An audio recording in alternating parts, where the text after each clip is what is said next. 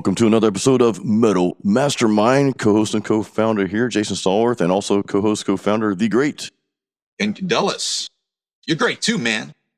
Just so you know. We are great. We are. And all of you listening are great. But do you guys ever feel, and asking myself this and asking Ken this as well, this is something we've been talking about already, as great as we want to be and as great as, we want to give props to one another for being great and encourage people. That's what we're all about. Raise your hand if you ever feel like an imposter. If you ever have this thing called the imposter syndrome. I'm raising my hand. Ken's raising his. Yep. That's what we're talking about today, guys. So, Ken, we've been going about this for a while. This kind of rears its ugly head from time to time. And I really believe that this imposter syndrome can prevent people from stepping out and doing something great with their life, can prevent them from reaching their destiny, fulfilling their goals and their dreams and all these things that they want to do with their life that they know they should be doing. But you've got this thing in the back of your mind. It's like, you're not there yet. You're not good enough. And you just get this imposter syndrome, dude. Tell me a little bit about your life, anything recent or something you've experienced that, you've kind of felt like, oh man, I've got this imposter syndrome. I can't be doing this. Yeah. I mean, when I first became a professor, that was totally the thing. Just so you know, I mean, like I was a college laboratory technician at a local university. And at the time I was also working Good Morning America and all that good stuff. But I got the opportunity through a good friend of mine to, see if I could get a job at another school. And the school was, I was initially going there to audition for as a tech. But I guess they wanted to hear what I had to offer when it came to maybe a lesson plan. So they actually said, hey, would you mind, demonstrating, like a teaching aspect of yourself and see if you can, pass the test. And I said, I guess. And that ended up becoming really successful. And I ended up getting a job as an instructor. And that was the start of a long trail of me doing what I do now. And honestly, I came in the middle of a semester, so it was already kind of like hectic. And I was covering for somebody who was about to leave the institution. So I was like, I had no prior, like I've never taught a class before. And I was like taking on somebody's existing class with existing material that I had to just kind of fill in. And it was really one of those like sink or swim moments to either, do it or not. And I ended up doing it. I just like took the bull by the horns and said, okay, this is what we're doing. And okay, this is it.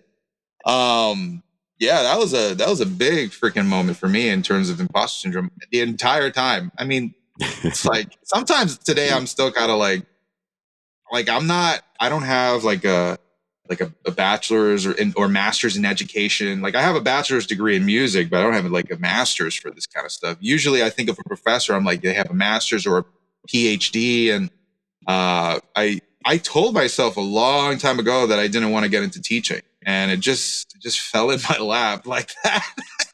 I don't know how that happened.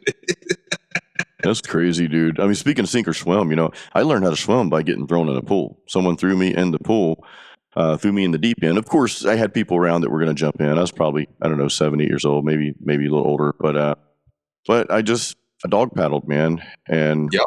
I guess from that point on, I've learned about myself is that when my back is against the wall, I just kind of create a way out of it, somehow. It was the same way when I left my corporate job to become a full-time musician or entrepreneur or whatever you want to call me. I don't know what I am. There are a lot of names for it these days. But, in 2020, I left my corporate job. And, yeah, it was sink or swim, man. That first year, I was living off severance and all the assets I liquidated, which weren't very much, just to take that chance. And I'll never forget, at the tail end of it, we're almost out of money. It's like, crap, I'm going to have to go back and beg for my job back, which honestly wouldn't have been a bad thing. I mean, I met some great people there and I had a very privileged position at I say privilege loosely. I earned it, and it's not like it was given to me. There's nothing given, but it was. I felt honored to be in the position that I was in. Because I did have to work hard to get there, improve myself, and that sort of thing. But yeah, I mean, I felt the imposter syndrome, though. First of all, well, you're not meant to be an entrepreneur. You can't do this on your own. You've never tried to step out before. You've always worked a job. You've always worked for someone else, So I had to smack myself in the face a few times, and then I released guitar courses. When we started Metal Mastermind, my first guitar course I released out there. Same thing. It's like, am I even really qualified to do this? Oh, we got a phone call coming in. Sorry about that. Hello? Yeah, no, I'm going to put that on Do Not Disturb. Holy crap. I thought it was a caller. I thought we maybe had a surprise caller. Maybe we should do that one day, have a live podcast and surprise caller. Yeah.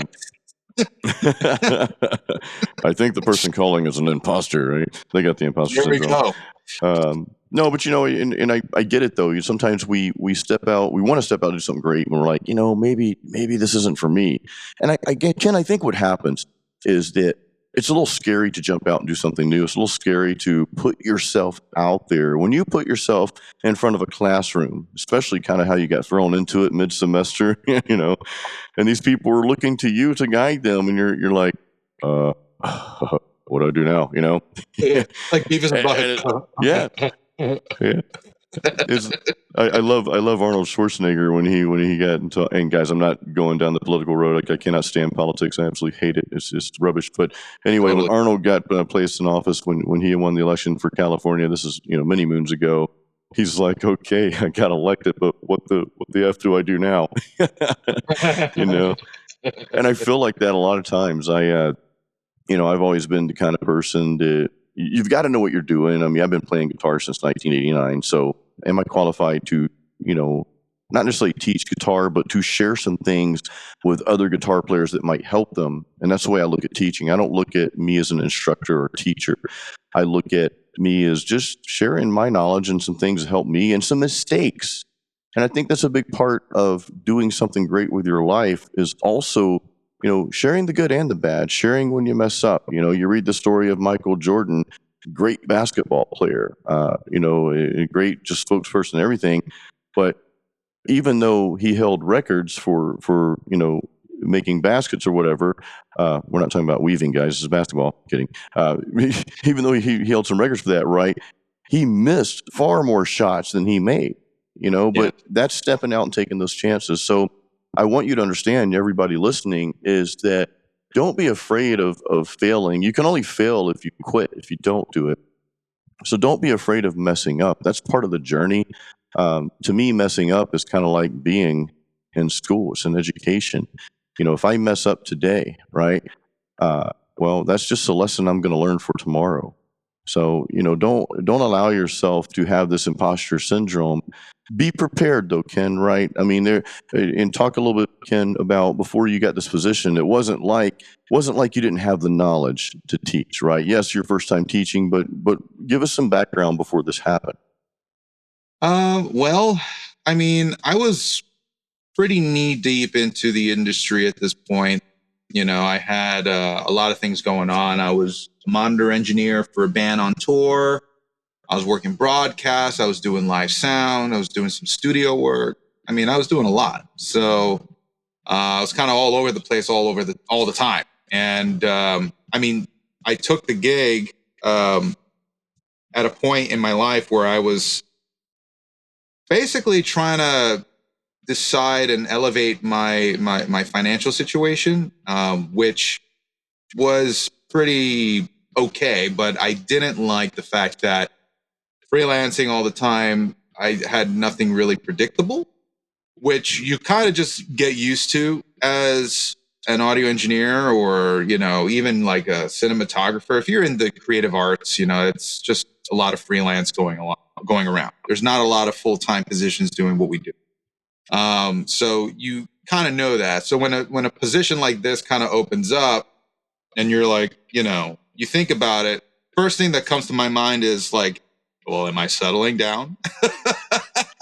And I'm like, I don't know. But I also don't know what it's like to be on the other side because I've never had like a predictable schedule ever. So that was a big moment for me, and I went with my gut for what I thought might be best for me in order to build my future, and that's where I made that decision. Honestly, it was a year later when the pandemic hit, and that was the moment where I had to really make a decision of what I really wanted to do. But that entire year up till then, I was still doing everything else that I was doing outside of teaching too. I was still going to, Good Morning America on broadcast, which is a 1 a.m. gig till I like remember that. 10 a.m. I took the evening shift at the school to be, able to go to GMA right after. That's literally why I taught evenings in the first place. And then, I would sometimes have like a gig here and there that would take over during the day. And then I would come right back to teaching and do another session at GMA. It was kind of crazy. I was literally doing 72-hour, days. Yeah, In some cases. It was very rough. Those are long. Those are long weeks, man. But I mean, I guess I wanted to make the point too. And this is kind of the other side of the imposter syndrome. We want to encourage you to get out there and do stuff, right? Get out there and try stuff. But it doesn't mean that you should be completely unprepared.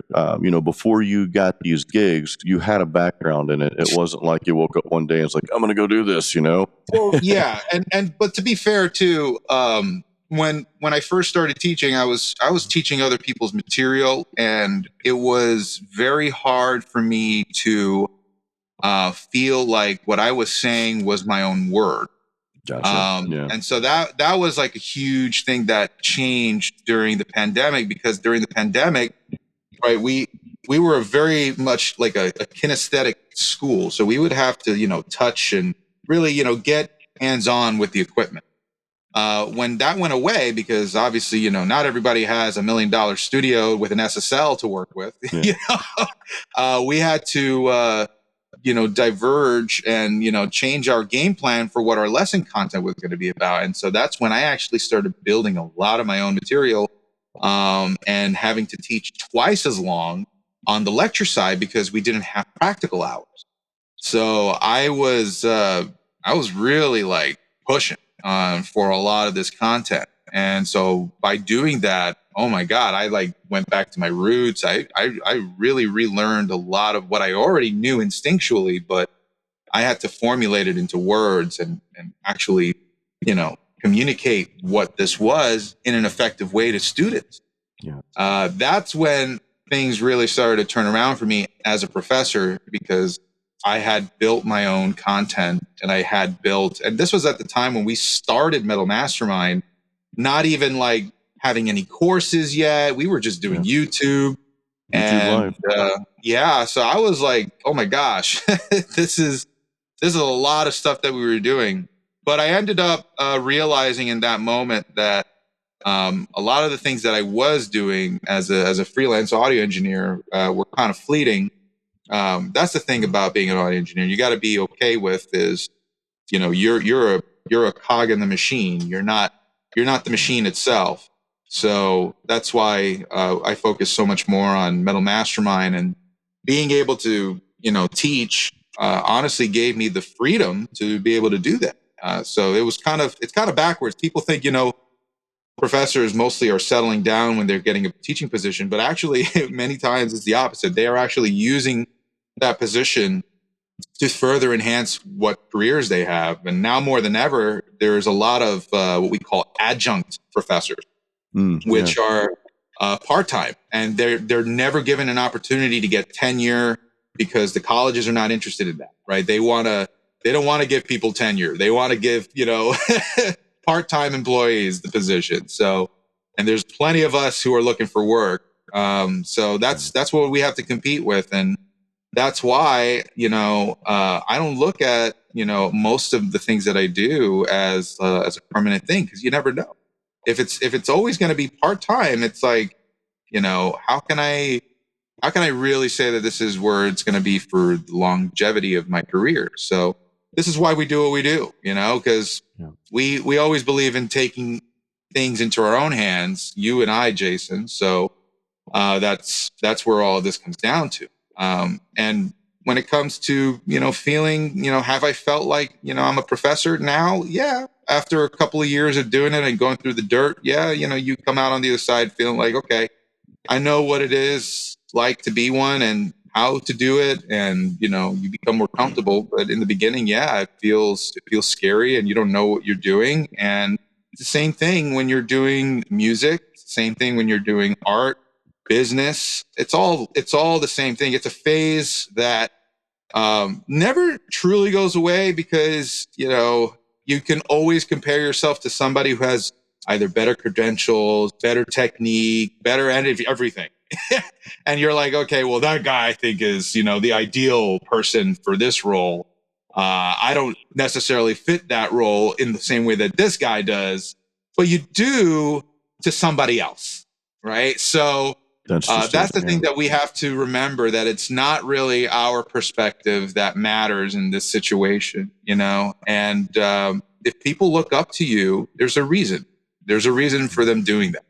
And you're doing something right because of it. So that's what I would say, is to not be too, don't get too much inside your head, because getting inside your head is the easiest thing for us to do. We're so self-sabotaging that way. If you are, making an impact in somebody else's life in a positive way, that's really enough. That really is enough. And, that should be enough for you to know that you are an influence. So, and it could be 1, it could be 10, it could be 100, 1,000, whatever it is. You just want to make sure that you're doing good.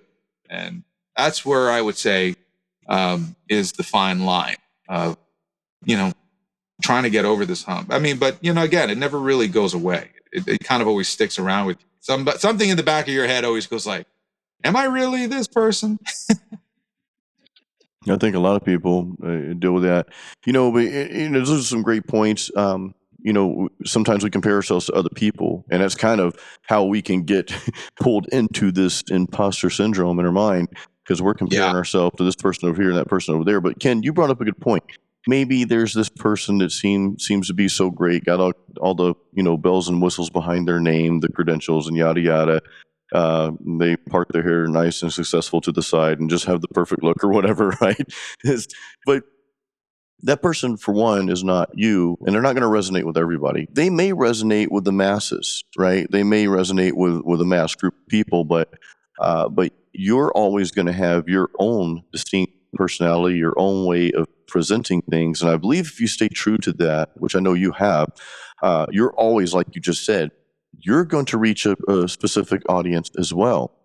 And guys, this all rolls into really every aspect of business and in life. If you're going for something in life, and I know we're going to talk musicianship here for a bit. If you're writing a song, or you're playing guitar and you want to write something, you want to write a piece of music, or your band, you want to record something or whatever, don't compare yourself to another band. Don't try to sound like this guitar player. Don't chase that tone.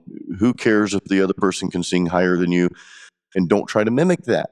You've got to understand that if you're true to yourself, your songwriting, if you're a solo artist or your band, if you guys are being true to yourselves, then you're going to attract a certain type of person just by being you, right? By being the person that you were meant to be, being the best version of yourself, not comparing yourself to someone else, right? You're going to attract a certain audience. You're going to attract a certain person.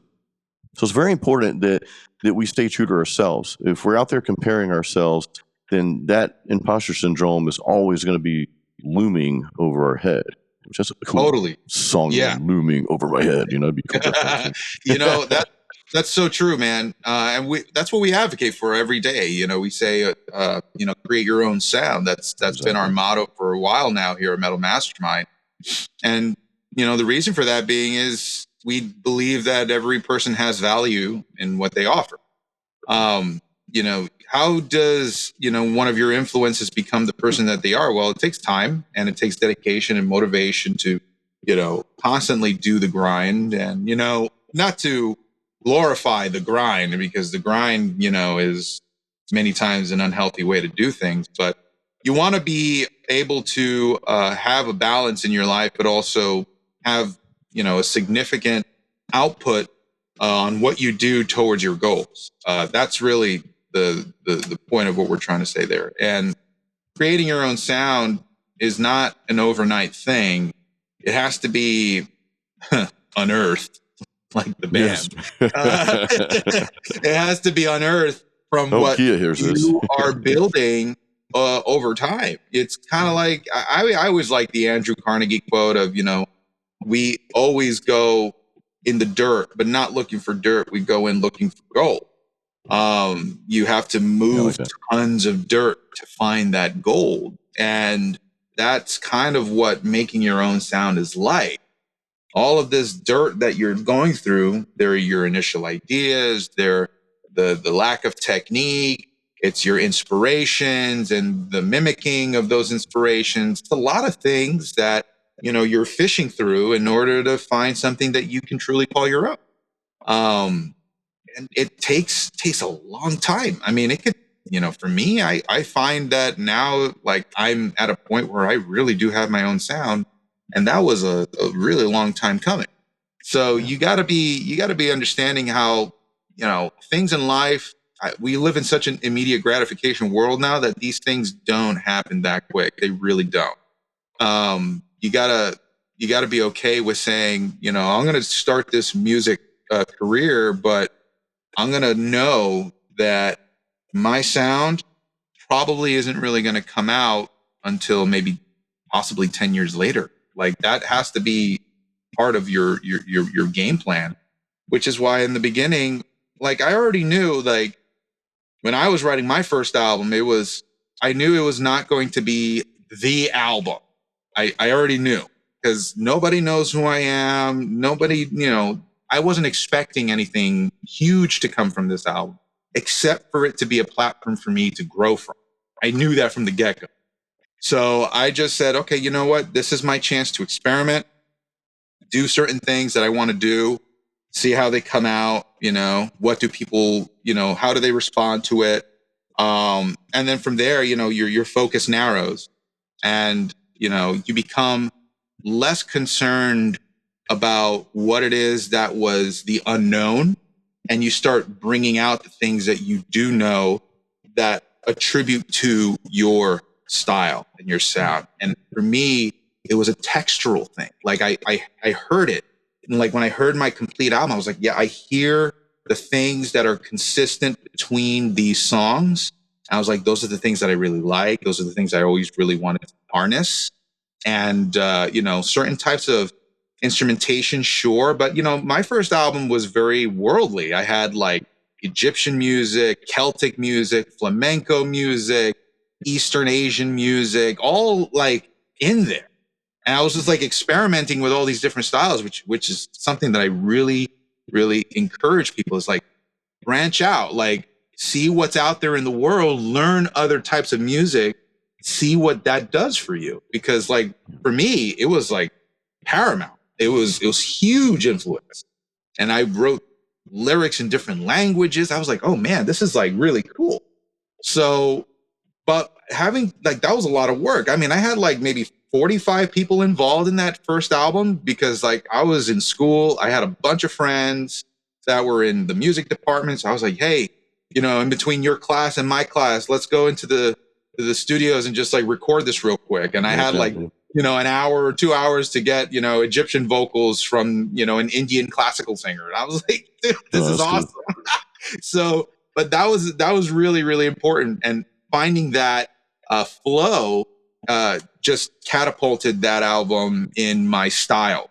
It was, that sandboxing was so important in that album. And now it's one of those things where, like, I took all of that influence, and now my new creation here, The Circle of Dead Children with Homeric, that upcoming album is an amalgamation of all of those sounds put together in a more complete package.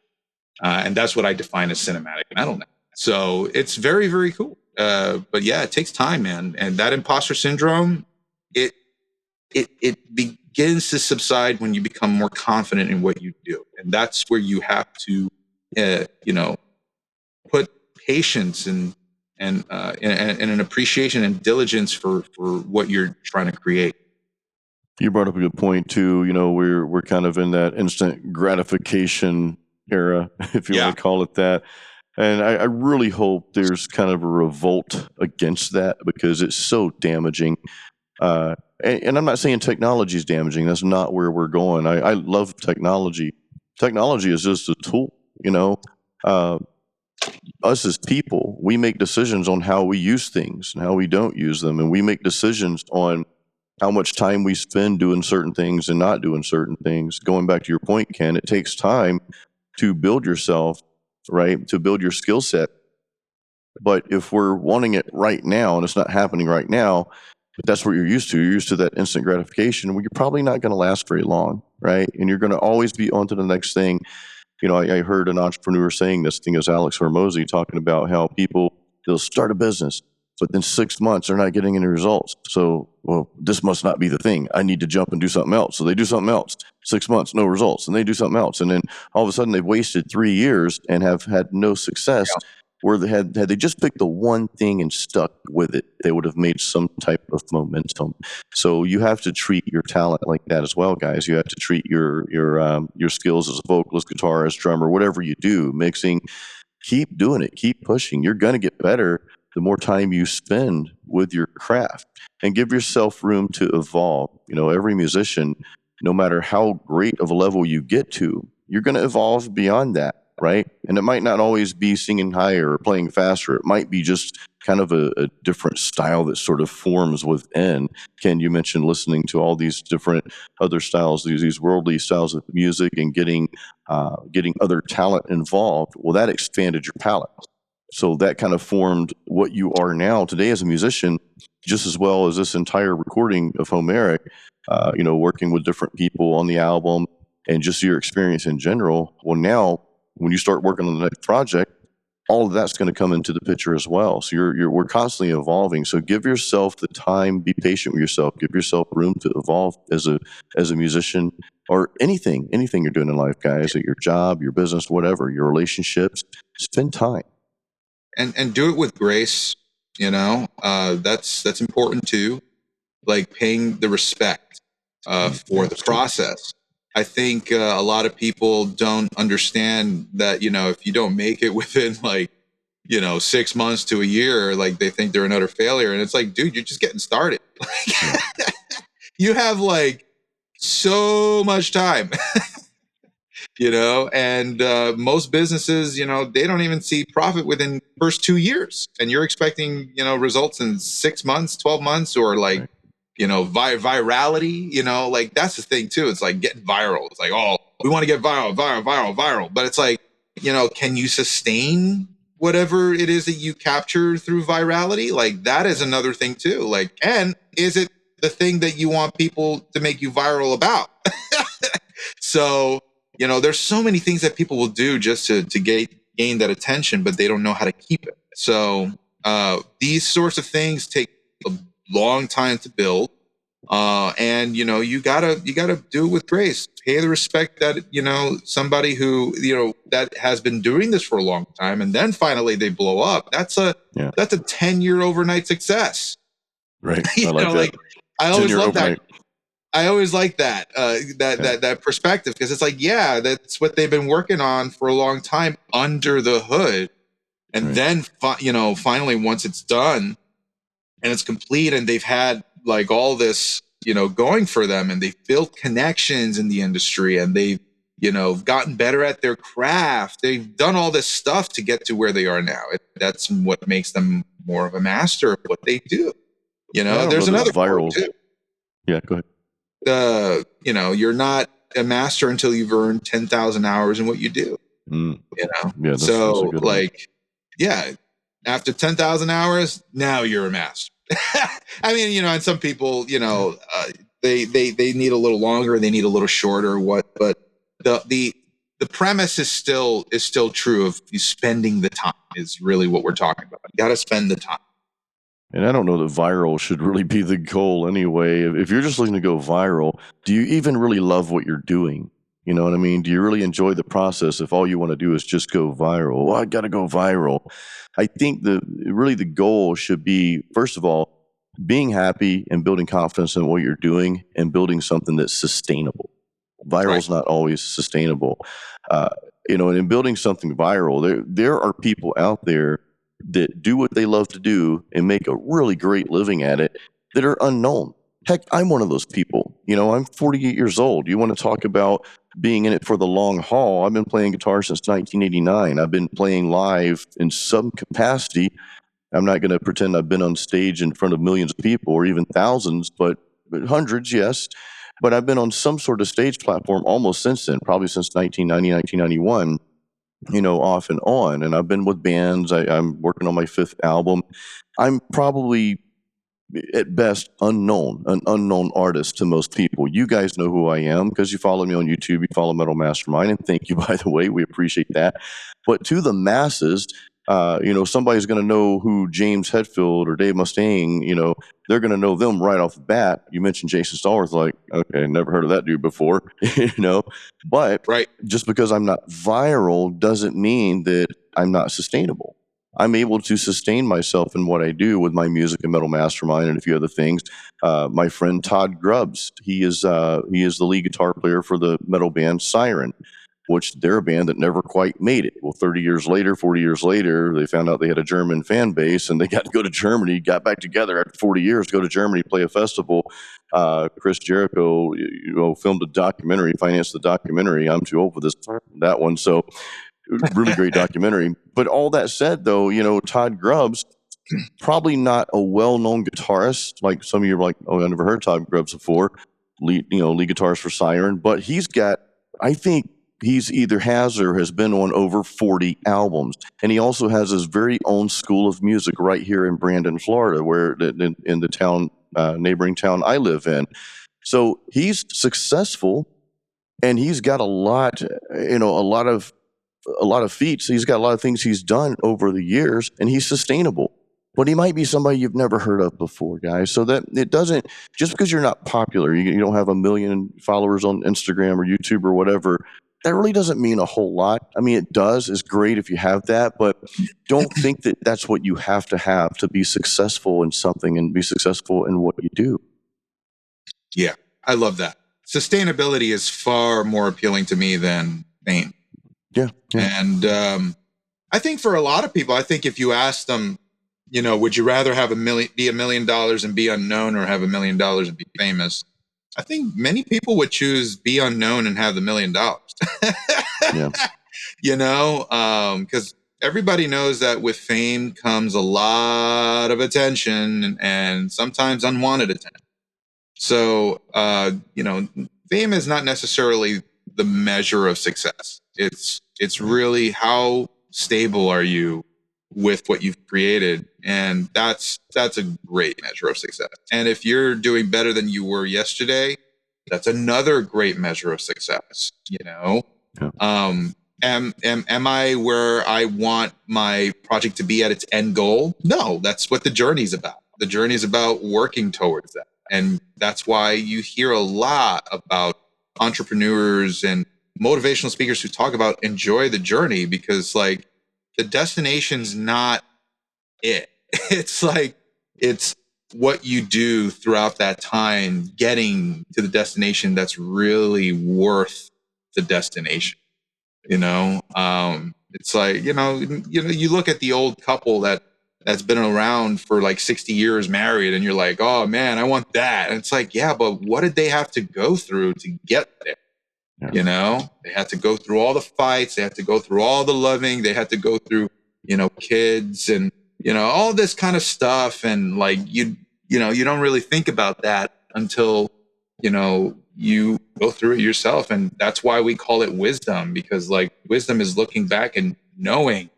Knowledge becomes wisdom. It's like set wisdom. It's ingrained knowledge. That kind of stuff is always interesting to me, and that's why I've always felt like, personally, I was always an old soul in a young body. Yeah, you're an old soul, dude. because I've always liked, older folk. Yeah. I learn a lot about life that way, and I see, that older folk have a lot more maturity to what they do, of course, and that just comes with time, and that's why they call it maturity. These sorts of things, the things when you're young and that are exciting and, daredevilish or whatever, and you feel like everything has to happen now, you haven't lived long enough, man. You have to know that this stuff takes time. And as let's say a teenager, you're trying to get into music, and you realize that you have to do music an additional 10 years. Let's say you're 18. That's like an additional half of your life that you haven't you haven't experienced yet. And to a teenager, that's like, what? And it's like, yeah, dude. But You're guess well what? beyond your years, though, dude. You're well beyond your years, Oh, and well, and, thank you. and wisdom Thank you. and that sort of thing. And I'll even say experienced, Ken, because you made some different choices at a younger age to, you know. And I'm not going to say you didn't do the party life and all that. And I didn't know you back then. And God knows I did plenty of that stuff. But you made choices to get into something, to get into the music career, the audio engineering, that industry. You've always been part of that. I can't say that. I've always been a musician, always been part of it, but I didn't make it my life in my younger years. I mean, I didn't really make it my life until a few years ago. Again, you're talking to a 48-year-old old man here. So I want to make a point real quick, though. You mentioned, and I just thought this was interesting. You mentioned the couple that's been together for 60 years. Oh, I want that, man. They're loving and all that. What I want to add to that, and this is just for the sake of my wife, if she happens to listen to this, is that you don't really have to go through all the fights. And people are shaking their heads right now. What do you mean? You've got to fight sometime. No, you don't, guys. If you want a healthy, and I'll tell you this, I've been married 3 times. So you might be saying, well, Jason, who the hell are you to give this kind of advice? Well, I made a lot of mistakes, guys, and I've Mhm. learned from them. And I've been with my wife, Candy, now. We've been together well over 15 years. And she will tell you, we're happier now and closer than we ever have been, whereas most couples drift away. We don't really fight. Doesn't mean we don't always agree together, but we do it in a respectful way. What I want to say to that is if you want something great in your life, this is not just relationships, though it does pertain to it. First of all, you need to be the type of person that you want to be with so that you attract that same reaction, right? That same type of person as well. So for those of you who are not in a relationship or in any of that, focus on being the type of person that you need to be and that you want to be with, and you'll attract that. Doesn't mean they'll be just like you. I don't want someone in my life just like me. That'd be a disaster, man. We'd be drinking craft beer all the time and making decisions off a whim and just winging it. She's a lot more logical than I am, so we fit like a puzzle. But I just want to bring that up real quick, though. If we're talking about relationships at all, you have to respect one another, guys. You don't have to fight. There's no rule that says, and that's a cliche, especially in America here. It's like, what? You can't be happy with one another all the time. That's bullshit. I'll just leave it at that. You have to be the type of person, and I'm not saying everything's rosy all the time, but you have to be the type of person. You have to be the type of person that you need to be, and be the type of person that you'd want to be with. It's that Right. simple, guys. It's that simple. You choose to have an argument. You choose what you argue about. You choose the words that you say. And one last thing I'll say to that is never, ever, guys, never get into the name calling business in a relationship if you want that relationship to last. Because then you diminish your respect for that person, and all that will lead to is just animosity and resentment later down the road. So anyway, enough relationship advice from Jason here, but just some things I've learned along the way, and some things that have not worked, and some things that have worked, proven to have worked for greater than 15 years now. Amazing. Oh, that's very inspiring, man. And I hope that whoever's listening here is really taking away quite a bit of knowledge from that, because these kinds of things are sort of like the secrets of just being human, and that's what we're always doing. I feel like with every generation that comes into existence, we have just a little bit more to go off of than before.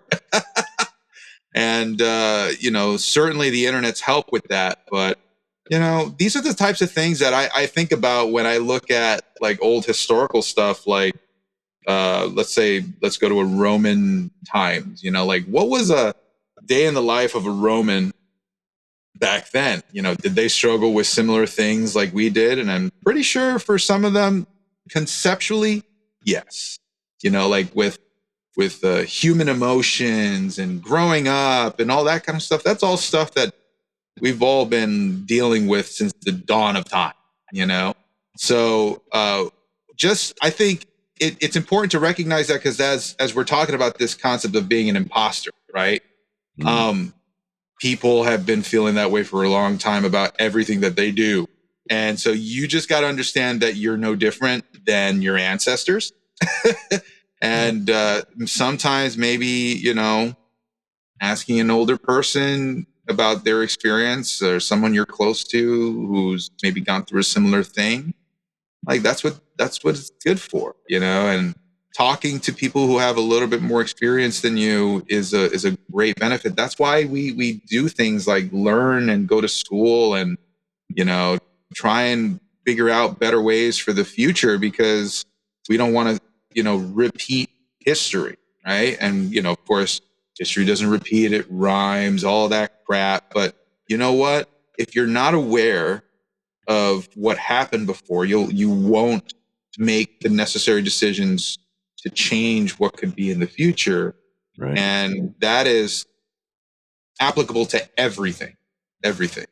So, everything we're saying here also, I mean, like, take with a grain of salt. Everybody has their own path. Nobody's going to be the same exact path. So you're always going to have to figure out what's best for you. But I think there's a couple of generalities that we're talking about today that I think are still very, very applicable to what we can take away for our own daily lives. And I hope that that's making a connection and resonating. But Jason, I mean, as you're coming close to, you actually told me before we got on this podcast that you're pretty much finished with your album, and you consider yourself, I know for sure, a musician. But tell me how it was like trying to go about mixing this album on your own. Let's say, did you struggle with this imposter syndrome as you were doing the mixing? The thoughts would come in during mixing process, but I would just send them away. And I had to keep reminding myself that, do I like what I'm hearing? And it doesn't matter what some other professional mixing engineer would do or wouldn't do. Doesn't matter, right? Do I like what I'm hearing? And that was kind of my approach. Now, the thing about mixing, and I'm not a professional mix dude. In other words, I would not allow someone to pay me to mix their song or album, because I don't think I would do it justice. I would hand that off to Nick Z, our mixing and mastering guy, in a heartbeat. By the way, Nick, I want to just shout out Nick Z's course. Head over to metalmastermind.com, and he's got a mixing course there. Metal Producer Overlord, the mixing series, phenomenal course. You guys will learn a lot in that, because he goes through 4 different scenarios. So just taking some advice from him and conversations he and I had, and we don't see eye to eye on everything. I'll just throw it out there now, but they're not things that are right or wrong. They're just differences, right? Because we talked about some things, just perspectives and preferences. That's all it is. But no, I went into it. I was going to have him mix it. I ran a crowdfunding campaign for the post-processing and on all that good stuff. And I got enough for the mastering. Nick Z is mastering the album, right? And I got enough to cover the artwork and some other things. But mixing can be, and it should be, expensive. Okay, if somebody says, "Yo, I'll mix your album for $100, man," you probably don't want that person mixing, because they're not a professional. I'm sorry. A professional is going to charge you, and they rightfully should charge you for that process. That's a very detailed process that they're going through, and there's sometimes there's back and forth and that sort of thing. But to answer your question, Ken, I got off track here. I was comfortable mixing it myself. what made me comfortable with it is because as I'm recording everything, I'm recording in my home studio here, so I'm also mixing as I go. I mean, to an extent, I think we all kind of do that. But like, if I'm recording my guitar tracks to some drums, right, I'm gonna go back and I'm gonna mix it right away because I want it to sound good. Like, I want to hear what it's Right. going to sound like. And I feel like Right. if you don't mix, what do you call it, top down mixing? I feel like if you don't mix along the way, then I don't know that your performance is always going to be a par. What I will say is I kind of had a partner in mixing, Cameron Fleury, the drummer from Canada, really awesome drummer. He mixed the drums. He originally recorded the drum tracks 2.5 years ago when I started working on this album, which there are a lot of changes that happened. So I resent him the files. I had him remix to his today's standards because I know over the past 2 years, remember, guys, we just talked about this, how we evolve, how we grow, how we get better. Well, Cameron does this for a living, or at least I think he does it for a living. He's always on the drum set. He's always in the studio. He's always recording and mixing for other people. So I'm like, since I'm mixing this myself, and this is a bit unorthodox, Ken, since I'm mixing this myself, I don't really want to mix the drums. I want Cameron to mix them. So I had him remix his drums that he recorded 2.5 years ago that he sent me, and I used his mix in there. After Nick Z listened to it for the mastering, he's like, hey, if you just change one slight thing on the overall drum track, this EQ change, that might make it a little bit better. So I just did that. But anyway, it was actually a fun process. One tip I got from Nick, and maybe we'll share this on the YouTube video, Ken, and one tip I got from Nick though is don't just go. And I used to be a fan of this. I'd go listen to my car, listen to headphones. I'm not saying you shouldn't do that, but more importantly, listen to what you want your album to sound like in your studio, and then compare what you've recorded in the studio. That way, you're getting the true sound out of that, right? And I'm like, well, duh, Nick, why didn't I think of this before? Hey, you only know what you know, and you don't know until you do know, right? So anyway, yeah, but I was pretty comfortable with that process. I finalized everything this morning. There's 1.1 decibel I'm changing to the lead guitar tracks, and then I'm done. I'm going to do that and send Nick Z the wave files of my final mix, and he's going to master this week. So, well, congratulations, man. Thank you. That is an amazing feeling. It is, man. Real quick, the album will be released the first, I don't have an exact date, but it will be the first week of December. I will have 2 tracks pre-released before that. Probably the title track, Overcometh, will be released first.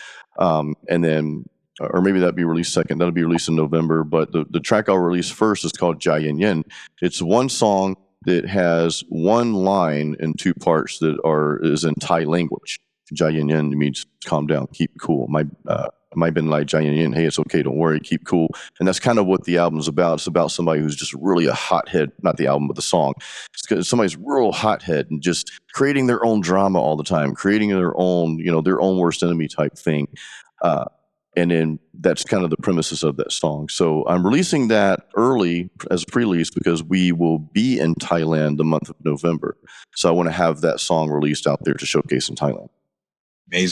Amazing. Well, we're here kind of coming to the end of this podcast, but I have a question for you, Jason.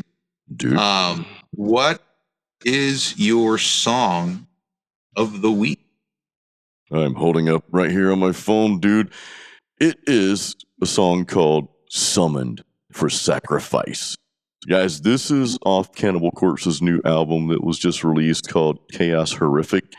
This whole album is brutal. And my buddy Drew, the owner of the Drinking with Drew show, some of you see me on the Drinking with Drew show. We're going to have Ken on there. We're going to fly Ken down to Tampa next year to have him on the Drinking with Drew show to talk about his album release when Homeric comes out. But yeah, he's like, dude, you got to check out the new Cannibal Corpse. So I did. And yeah, I'm highlighting their song Summoned for Sacrifice. Cool. Very cool tune. What a brutal album. It's so brutal, man. But yeah. What about you, dude? Oh yeah. Yeah, they're great. They're great. This week, I'm choosing The Psalms of Lydia by Nevermore. Oh, good band, dude. I love good Nevermore. band. Nevermore's such a great band. And The Psalms of Lydia, I've always loved the guitar work of Jeff Loomis in Nevermore. So I'm just enthralled by this one. That's awesome, dude. Yeah, so I wish, rest in peace to Warrell Dane. He was such a great singer too. Great vocalist, dude. Had a operatic background and really provided a unique sound. Talking about, finding your own sound. I mean, like this guy was his own sound. That was amazing. He was. He didn't sound like anybody else, and I hate to say that, but some metal bands do kind of sound the same. It's like, sometimes you heard one of this certain genre, you've heard them all type of thing, but Nevermore, they had their own thing going on, man. I feel the same, and I don't want to get into this too deeply because we're at the tail end, but I feel the same about Tom England of Evergrey, the metal band from Finland. They really have their own subgenre of metal. Really like your album Homeric, dude, to circle back around to that. You have your own sound. It doesn't sound like anything else. You kind of created your own thing. So we say that to come back to, guys, create your own sound. Like we always say on this podcast, we always say this on our YouTube videos and our emails to you. We encourage you to do this. By the way, if you don't have our free stuff, guys, go to metalmastermind.com/join. Get our free musician guide. We've got like a songwriting guide. We've got like dude, I forget what all we have in there. We've got like a studio guide. We've got like 3 different guides in there. And you'll get access to our Discord as well. So yeah, metalmastermind.com/join. Of course, you can always also check out our courses at metalmastermind.com. But guys, thank you for listening in. I hope this podcast helped you, hope it enriched your lives. And until the next time, as always, create your own sound.